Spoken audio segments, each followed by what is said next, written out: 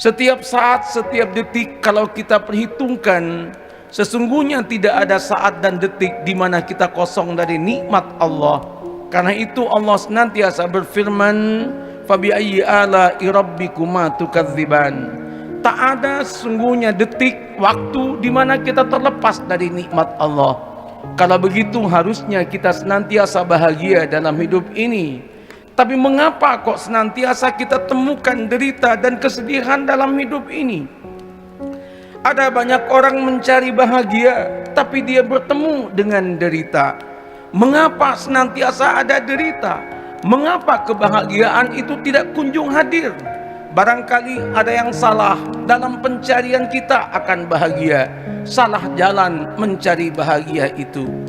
Para ulama mengatakan bahagia bukan ada di barat, bahagia bukan ada di timur, bahagia bukan ada di utara, pun bahagia bukan ada di selatan. Bahagia adalah ada dalam dirimu sendiri. Al-kunuz baina jawanihika. Sesungguhnya perbendaharaan rizki yang sesungguhnya yang membahagiakan dirimu itu ada pada dalam hatimu, ada di dadamu, bukan ada di luar dirimu. Kesalahan manusia modern adalah mencari bahagia di luar dirinya, menganggap bahwa bahagia itu ada pada tumpukan harta, menganggap bahwa bahagia itu ada pada jabatan yang dimiliki, menganggap bahwa bahagia itu ada pada popularitas yang jika dia gapai. Bukankah banyak orang kaya yang menderita? Bukankah banyak orang yang jabatan tinggi juga menderita? Bukankah banyak orang yang terkenal juga menderita? Bukankah banyak orang-orang miskin yang secara harta tidak memiliki tapi dia bahagia? Begitu banyak orang yang nggak punya jabatan tapi merasa bahagia. Begitu banyak orang yang tidak terkenal, majhul, tapi dia bahagia. Lalu di mana bahagia itu berada? Kita sering bertanya kepada orang yang super kaya, apa yang Anda cari dalam hidup ini? Mereka menjawab, aku mencari bahagia. Kalau memang kaya ada pada harta, niscaya orang kaya semuanya bahagia. Kalau kita tanya kepada para pejabat tinggi, apa yang Bapak cari saat ini? Jawabannya sama, yang saya cari adalah bahagia. Berarti belum ketemu dengan bahagia. Berarti bahagia juga bukan ada pada jabatan.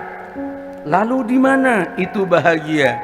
Imam Al-Ghazali mengatakan, innal ladzata was-sa'adata inda bani Adam. Sesungguhnya kelazatan dan kebahagiaan yang sejati bagi manusia itu wahia ma'rifatullahi ta'ala, yakni hatinya mengenal Allah, hatinya beriman kepada Allah, hatinya yakin kepada Allah subhanahu wa ta'ala, maka dia bahagia. Mengapa? Li'annaha makhlukun laha. Sesungguhnya yang namanya hati itu dicipta untuk mengetahui Allah subhanahu wa ta'ala.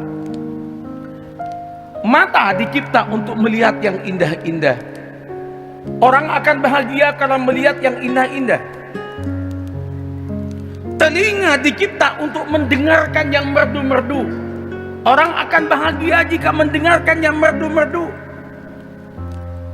Mulut dicipta untuk merasakan yang enak-enak. Makanan enak, mulut senang. Pertanyaannya, bagaimana dengan hati? Diciptakan untuk apakah hati? Ternyata hati diciptakan untuk ma'rifatullah, mengenal Allah. Siapa yang dalam hidup tidak mengenal Allah, siapa yang dalam hidup tidak beriman kepada Allah, walaupun segalanya dimiliki tapi hatinya kosong dari Allah, mustahil dia akan menemukan bahagia. Kesana kemari mencari bahagia, yang dia temui adalah derita. Buka ayat-ayat Al-Quran. Allah mengatakan dalam Al-Quran, faman amila salihan min dzakarin aw unsa wa huwa mu'minun falanuhyiyannahu hayatan thayyibah.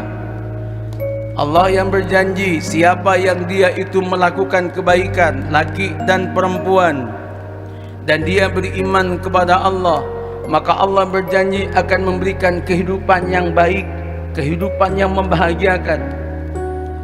Lilladzina ahsanu fi hadhihi dunya, dalam surat An-Nahl, hasanah. Orang-orang yang dia itu dalam kehidupan dunia ini dia itu melakukan kebaikan, nantinya juga akan mendapatkan kebaikan. Dia akan bahagia bukan hanya di dunia, dia akan bahagia bahkan nanti di akhirat kelak, kebahagiaan yang abadi. Tapi begitu banyak kita tertipu dalam hidup ini, menganggap bahwa kebahagiaan adalah ketika kita memiliki. Padahal banyak orang yang memiliki banyak hal tidak bahagia. Ada banyak orang yang tidak memiliki banyak hal tapi dia itu bahagia. Ada kalimat indah yang sering saya renungkan. Aku meminta kepada Allah segala sesuatu biar aku menikmati kehidupan. Tapi Allah memberikan kepadaku kehidupan yang dengan kehidupan itu aku bisa menikmati segala sesuatu yang aku miliki. Tidak perlu kita memiliki segala sesuatu. Yang paling perlu kita menikmati apa yang kita miliki. Untuk menikmati yang kita miliki adalah keyakinan bahwa Allah itu Rahman dan Rahim. Allah itu maha adil. Allah itu sayang kepada hambanya. Allah itu luar biasa perhatian kepada hambanya. Kalau kita yakin itu, maka kita akan damai dan aman dalam kehidupan ini. Ada kata-kata yang menarik dari para ulama. Al-imtinan kanzul hukama. Orang-orang bijak yang bahagia itu pada zaman dahulu itu tidak memiliki semua hal, tidak semuanya dimiliki, tapi dia memiliki satu yang jarang dimiliki oleh banyak orang. Apa itu? Al-imtinan, rasa terima kasih, rasa bersyukur kepada Allah. Karena dia memiliki rasa bersyukur, dia sumringah menerima apa yang menjadi bagian dirinya. Dia berterima kasih kepada semuanya. Dia berterima kasih kepada Allah. Dia berterima kasih kepada Rasulullah. Dia berterima kasih kepada istrinya. Dia berterima kasih kepada suaminya. Dia berterima kasih kepada anak-anaknya. Dia berterima kasih kepada teman-temannya. Dia berterima kasih kepada semua orang yang ada di sekitarnya. Manusia yang mudah imtinan, bersyukur dan berterima kasih, maka dia tidak akan pernah dihinggapi oleh derita. Kemanapun dia pergi, bahagia ada di sana. Bukan kemanapun dia cari bahagia, derita bertemu dengan dirinya. Apakah Rasulullah memiliki segala sesuatu? Tidak. Tapi apakah Rasulullah menikmati segala sesuatu? Iya. An-nuqtah allati istaraka fiha kullul anbiya nuqtah al-farad ba'da syiddah. Satu titik kehidupan yang semua nabi mengalami adalah titik kehidupan yang disebut al-farad ba'da syiddah. Memang ada musibah, memang ada ujian, memang ada yang namanya ketidaknyamanan dalam hidup, tapi semua kemudian berakhir dengan indah, berakhir dengan bahagia. Al-farad ba'da syiddah. Kita pun yang saat ini lagi menderita, ikuti kisah para nabi. Kalau kita ikuti kisah para nabi, derita kita akan berujung bahagia. Derita adalah derita sementara, karena memang dalam hidup semuanya sementara. Semuanya sementara dalam hidup ini. Karena itu jangan kita itu berpegang kepada masalah duniawi. Kita akan hancur. Kata ulama, ad-dunya, dunia itu katanya, kata mereka itu tadurru, akan memberikan banyak madarat kalau Anda tidak mampu untuk memanagenya. Wa tamurru, dan semuanya akan kemudian hilang. Tidak ada yang kemudian dalam dunia ini tetap abadi. Wa taghurru, dan sering itu yang namanya dunia itu menipu kepada kita semuanya. Hati-hati. Ada orang yang angan-angannya demi bahagia dia kumpulkan dunia dengan cara apapun, bahkan dengan cara menipu dirinya sendiri, menipu Allah, menipu orang beriman. Ada orang yang dia itu pandangan kaya adalah kalau saya punya uang, maka saya harus kumpulkan uang dengan berbagai cara. Persetan dengan apakah ini halal atau haram, yang penting aku punya uang, maka aku bahagia. Buka surat Al-Baqarah ayat 5. Yukhadi'unallaha walladzina amanu wama la yakhda'una illa anfusahum wama yash'urun. Mereka menipu Allah. Allah ditipu, Allah yang memberikan bahagia, Allah yang mengatur hidupnya, tapi hukum Allah dia lupakan. Walladzina amanu, dia menipu orang-orang yang beriman, bermanis mulut di hadapan orang beriman. Setelah dia itu bermanis mulut, dia sakiti hati orang beriman itu demi egoisme dirinya, demi supaya dirinya menjadi kaya sendiri. Apa kata Allah? Yakhda'una anfusahum, orang itu telah menipu dirinya. Wa ma yash'uru, dia tidak merasa. Tidak akan ada ceritanya penipu itu bahagia. Garis bawah kalimat ini. Tidak ada ceritanya kita itu melanggar hukum Allah akan bahagia. Catat tebal-tebal kata ini.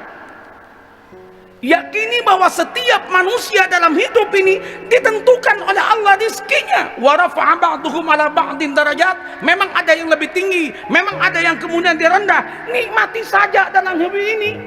Belum tentu yang uangnya lebih banyak lebih bahagia.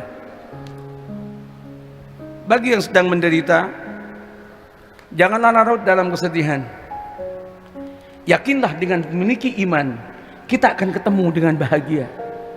Nabi Yusuf kecil, Nabi Yusuf dibuang ke dalam sumur supaya mati. Allah nggak berkenan untuk menjadikan wafat.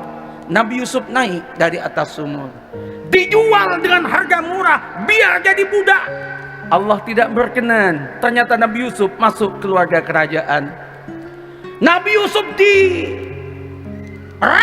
oleh keluarga kerajaan Siti Sulekha yang kita kenal itu, tidak mau karena takut kepada Allah, memilih penjara dia. Apakah dengan penjara dia terhina?